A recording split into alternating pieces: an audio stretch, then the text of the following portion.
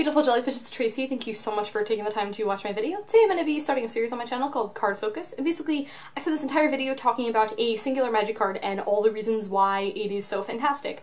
Today I'm going to be talking about Tasigur the Golden Fang. Tasigur's been getting a lot of attention from people. I actually got asked a question when I was at draft, like, 2 weeks ago, and this kid was like, I don't understand why Tasigur's so good, and I was like, we're about to play Magic, I can't explain to you why this Magic card is so good in like 2 minutes, so, basically I wanted to do a whole video just talking about, you know, specific cards and why I think they're great.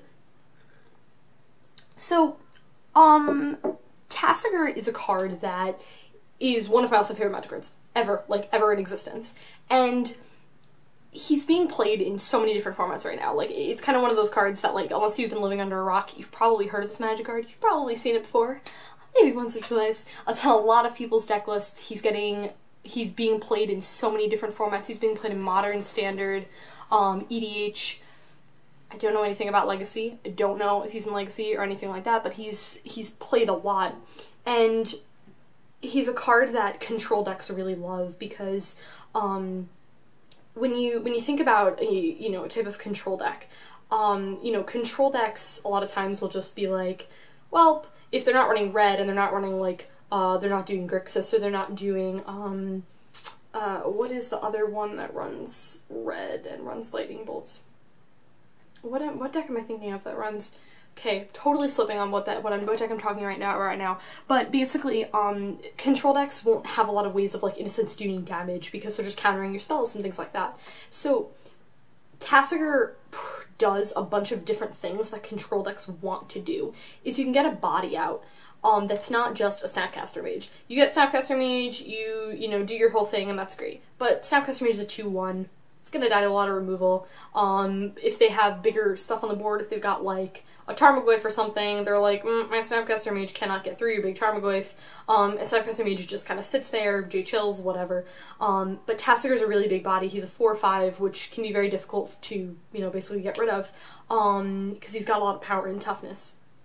One of the arguments for why this Magic card is so good is it's a 1-mana 4/5. You get things in your graveyard, and you can just cast Tasigur for 1 black mana for a 4/5. Now, if we're going to be talking about the way that a couple of decks in Modern function, a deck such as Zoo, if you look at a couple of cards in a Zoo deck list, you look at a card like Loxodon Smiter. This card doesn't really look that good. You're like, oh, it's a 3 mana for a 4/4. Doesn't really do anything special or anything like that. If they discard it or something, like, if you discard it, you can put it onto the battlefield. But other than that, for the most part, it just acts as a 4/4 for 3 mana. It's nothing super fancy.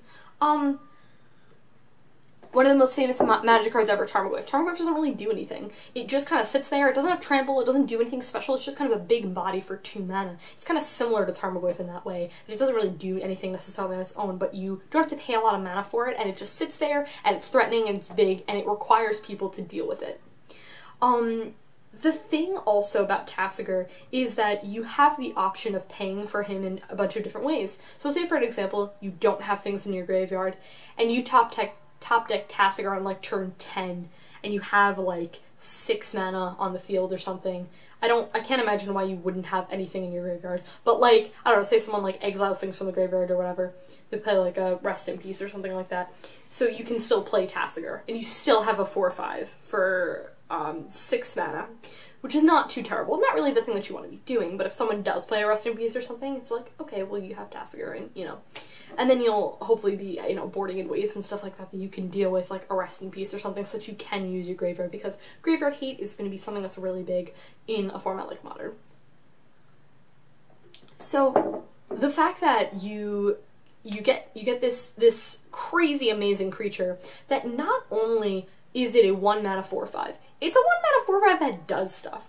You top deck Tasigur any point in the game. You top deck Tasigur on turn 4, you top deck Tasigur on turn 12. You're excited, probably.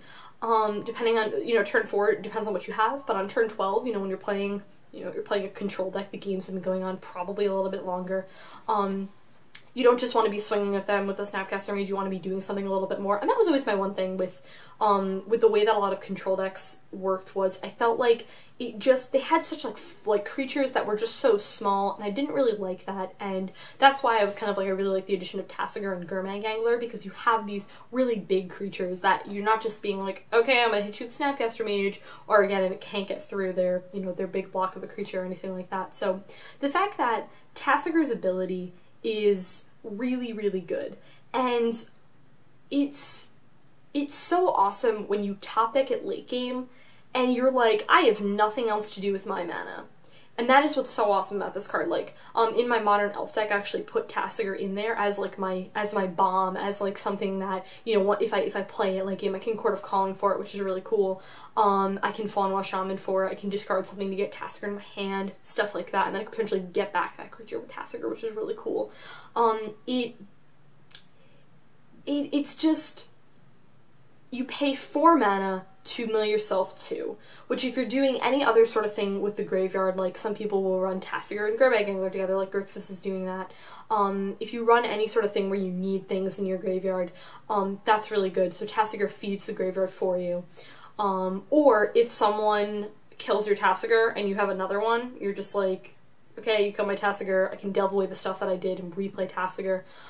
Some of the deck lists that I've seen actually run more than one Tasigur. Some that I've seen just run one. It kind of just depends on what deck you're playing and your build on the deck and how many you think you need. I think 1, to be honest, is personal for like is fine for my elf build. But other decks, it totally depends. But the fact that you mill yourself and you can get one of those cards back, and it really kind of puts your opponent a lot of times in like a really awkward spot where there's so many like threatening things that they're just like, I just don't know what to give you, you know, back. It's like, do I give you back a kill spell? Do I give you back a Serum Visions? Like, you know, it puts your opponent in a really tough spot where they're like, what is the least threatening thing that I can give them back? And a lot of times, you know, if you're looking at like a format like Modern where Tasigur is being used, you're gonna have really threatening things. And the fact that this has non-land too, really, really important. So they can't be giving you back your fetch lands, they can't do stuff like that. And the thing that's really awesome about this card too, about getting stuff back, is that when you pay for Tasigur's mana cost, you choose what cards you want to keep in your graveyard. So say you've got like 10 cards in your graveyard and you're going to delve away 5 of them, you can pick which ones you want to stay in there. So you're like, well, I want to keep my I don't know, it's Serum Visions and Snapcaster Mage and whatever. I want to keep those things in there, but all those other cards, I don't really need those too much anymore, so I'm not gonna keep those in my hand. So you have that sort of control a lot of times over what you can get back, which is really cool. Also, if you're playing Serum Visions with this card is really cool, because they're like Serum Visions, Scry too. If you keep them both on top, you know that you're going to be, you know, like milling them with Tasigur. Another thing too is that you don't have to tap Tasigur to do this ability, which is really cool, so that you can do it multiple times in a turn. Another really awesome thing is that someone says, hey, I'm going to kill your Tasigur, you're like, okay, cool, I'm going to activate the ability in response. You can do it multiple times in a turn if you've got that mana open. You can activate his ability and then potentially cast the card that you get back. It's just so versatile, which I think is so important, and which is one of the reasons why this card is just getting so much attention.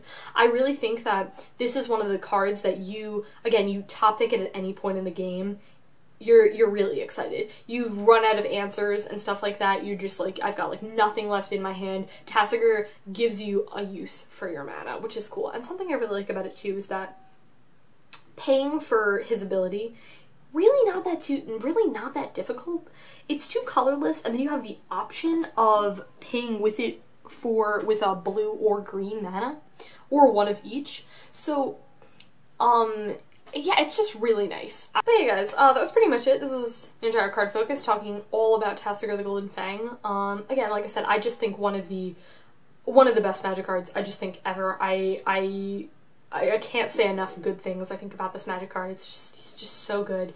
Gives you so many different options and gives you a really nice top deck at any point in the game. So, hope this was helpful. Hope you guys learned a little bit more about Tasigur. Let me know other reasons if you have any more in the comments below about why you think Tasigur is so awesome and why he's getting so much attention. He's awesome. He's really cool. Like, I have an EDH deck around him. He's the reason I love him so much. I put him in Elves because I was like, I really want to put this magic card somewhere. And I was kind of like, well, if I'm not going to be building this control deck that I'm going to build, I'm going to, like, gotta do something with it. So I was like, yeah, I'll throw him in Elves. So, yeah, it's been working out pretty okay. I mean, for the most part. I haven't really found myself using it, but it's there for that late game. It's there for, like, that long control game where I'm like, it's grindy and stuff like that. That's what it's in there for. But yeah, overall, just a lot of fun. I'm definitely getting attention to with, I think, EDH as well. Like I said, when I was looking at the top 8 decks in Commander, I found that Tasigur is one of the most popular commanders, which doesn't really surprise me. And I've heard people say that he's not that good as a commander. I personally love him as a commander. I know I specifically talked about him in Modern because that's what I'm familiar with. But like, I don't know anything about Standard, but I can imagine that he's awesome in Standard. Yeah, he's good in, like, everything, really. But yeah, I really like him in Commander. I think he's really sweet and works well with the deck, so. Yeah, that's pretty much it for that. Don't know if I updated you guys, but I actually am going to be going to GP Pittsburgh now, which is really exciting. I got asked by 2 different people if I wanted to go and room with them, and I was like, I don't know. I said yes, and I was like, okay, I guess I'll go. It's fine. I've been using Puka Trade, so I've been getting a lot of the cards, so hopefully I'll be getting all of the cards that I need, like, on time, for my deck. And if not, I'm gonna borrow cards. It's not really a huge deal. I do want the cards eventually, like, for my own, and stuff like that, but I'm gonna get them all at some point. I'm gonna be borrowing just a couple. Like, I have, at this point, I think almost everything in the deck. I need to get another Spellskite. I need 2 more Cavern of Souls. I need... What else do I need? I need 2 more Court of Callings. And 3 Heritage Droids. Yeah. So that's pretty much all I need in terms of the cards left. I think I have everything for my sideboard, except for the Spellskite that's in my sideboard. But yeah, that's pretty much all I need. And... yeah, that's it for the deck, and the deck's gonna be done, and I'm gonna be playing that at the GP, so I'm really excited for that. Yeah, it's like, it's crazy how, like, soon it's gonna be. It's, like, really weird, like, how it's coming up so quickly, but I have just been, like, so focused on, like, schoolwork and stuff. I was really happy. Speaking of Magic, I went 3-0 split on Friday's draft, which was so exciting. Like, that was the first time I've ever done that in draft before. That was the first time I got, like, top 8. So that was great. I got, yeah, like, I played in the 4th round. I actually played with one of my friends, and we played for the last pack to split, because there was, like, an uneven number of packs. But I ended up winning, like, 7 packs. For first place, I mean, that's, like, really good. I didn't get, like, anything of value, though. I didn't open up, like, anything. But it's not a huge deal. It's like, whatever, you know, I don't really get upset about that sort of stuff. It was kind of like, okay, I opened up packs, so I didn't really get too much, so, yeah. It is what it is, you know?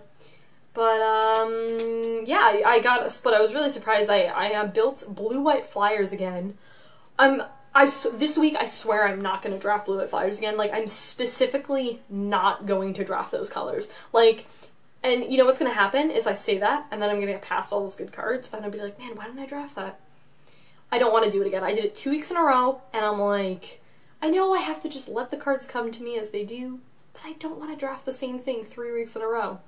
I understand the week before I went 2-2, and this week I went 3-0 split, but, like, I don't care. I don't want to draft those colors. I was like that one. Both of the pre-releases that I went to for Battle for Zendikar, I both drafted red, which was so interesting. And I was like, I don't want to draft red after that. And now I'm like, I don't want to draft blue-white again. I just don't want to do it. I always find myself doing that. Like, I feel like of all the things that I've drafted, I draft blue the most. Blue and red. Not together, but I always draft those 2 colors, and it's so weird.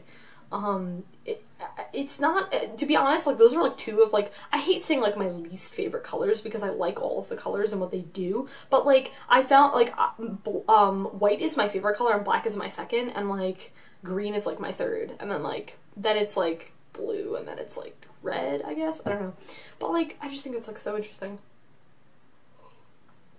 But anyways, so that was that. But yeah, that was really cool. I, you know, got some packs and everything like that, and it was awesome. And I actually bought magic cards, and I completely forgot that I bought magic cards. It was so weird. Like, I was actually committing to a Puka trade for a Nykthos for elves, and I bought a Nykthos in my order from TCG Player, and I'm like, I don't need the Puka trade anymore. I was like, I don't need it because and it was so weird. And I was like, how did I just forget that I ordered magic cards? Like, I don't know how I did that, but I did somehow. So I, like, asked the guy, and, like, he ended up canceling the trade, so it was fine. He didn't send it out yet, which was good. So I got my points back and everything like that. Let me know if you guys can use Puka trade. I've been sending out a couple of cards and stuff on mine. I have been liking it so far. I haven't really had, like, too many issues or anything like that. I think it's, like, it's nice and easy to use, which I really like. I have this thing, though, where it's kind of frustrating, like, when you have some cards of value and they're, like, people don't want them, and I'm just kind of, like, confused because, like, there's, like, popular cards that, like, a lot of people use and things like that, but I have, like, an Azuri, and Azuri, like, jumped up in price. He's, like, $7, and I don't need a second one, and, like, I'm trying to get rid of it, and, like, no one on Puka Trade wants it, and I'm just, like, take my Azuri. No one wants a Drana, the new Drana that just came out. No one wants it in Puka Trade right now, and I'm like, bro, like, she's amazing. Like, why don't you want her? I was like, I don't even know what she's at right now. I think she's, like, 10 or something. I think she dropped in price. Maybe she's still, like, 15. I don't know.